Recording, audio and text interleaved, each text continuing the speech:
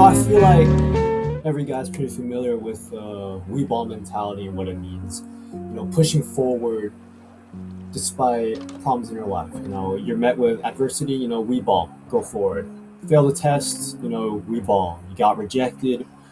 We ball. You got family problems. We ball. You're sad. We ball. Angry. We ball. Lonely. We ball. And it's all funny to a degree. It's all funny, and I do think it works. Until it doesn't though. The mentality exists for a reason, and I believe it's very valid. Life doesn't stop. Responsibilities don't stop. School doesn't stop. If you're employed, work doesn't stop. Extracurriculars like sports, they don't stop, and the pressure keeps building. So sometimes you generally have to keep moving forward. You have to keep pushing on. Personally, as a swimmer for a majority of my life, there are many early days, early practices, getting about 4:30 where I didn't want to go, and I had to say, "Fuck it, we ball." Go to practice. If I didn't want to go to school, I'd wake up at 30 minutes till school starts. I don't want to get ready. I have to push forward. We ball. Let's go get it. Then responsibilities, same thing. And then being rejected or anything like that. You gotta keep moving forward. You gotta ball. The game doesn't stop. Life doesn't stop. Honestly, this mentality as a whole, for the most part, and sometimes we ball works. And then addressing the good at least. The mentality does create resilience, which is something that's very important to life in general. There are moments where overthinking a situation or problem doesn't help. You just need to get up and go. As previously stated, you gotta get out of bed, go do what you need to do. You gotta go to practice. You gotta stop. Sort of procrastinating and finishing your assignments, and you gotta show up for the people around you. And sometimes you don't want to do these things, so you just gotta get up and ball. And eventually, after thinking things through, I noticed that every problem that you ignore or put off, the bigger ones at least, not like the trivial ones of oh, I don't want to do X, but the bigger ones and how you feel personally and deep down. When you ignore those and say we ball, they're still waiting for you after you push forward through a certain situation. So the way I would like to put that into perspective is, imagine you're in a tunnel with a big boulder ahead of you, like you're Sisyphus, right? You're able to push that boulder a few feet in front of you every bit. Just because you're able to push that boulder forward and get that ease of relief for the next few feet, the problem is the boulder is still there.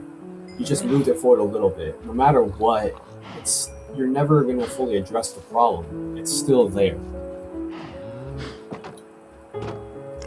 Now, when it comes to those things, and I previously said it's more of the deeper things.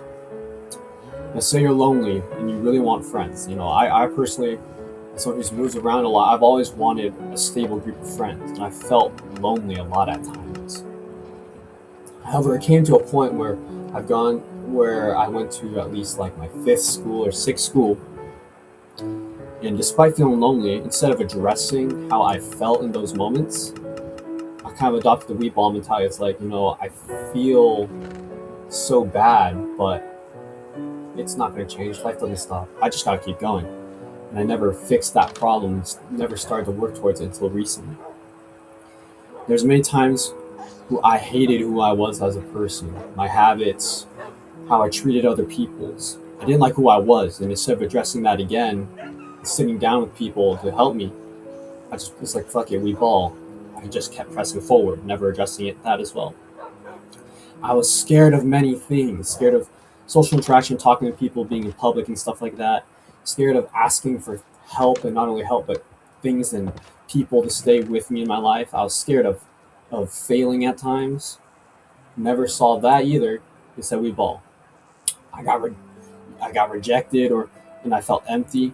We ball. So all these things, I adopted the we ball mentality. Yes, I was able to push through the days and be like, I just got to get through it. But it never actually solved the problem. The problem was still there. A very common idea that I have when approaching situations like this is that your problems do compound.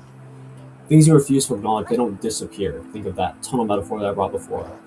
Instead of disappearing, they become like a background noise. Or if you think about it, it's like the bone broth I have currently simmering in my kitchen right now. it's still there. It's bubbling. It's releasing its aroma. Its bubbles are still there, and it's festering. This can manifest as lingering feelings or background feelings of anger or frustration, loneliness, and emptiness, and they show up at different amplitudes and intensities throughout your day. And they can be triggered by triggers, but mainly, as we would say, they just linger in that background. They make you feel bad deep down subconsciously. You're never able to truly enjoy yourself because you have these negative feelings just cooking in the back. Overall, I've spent years thinking I was tough, I was strong, and I was cool because I would carry my problems alone. I would push forward, and I carried on my back. I felt cool. I felt like Atlas carrying the weight of the world on my back.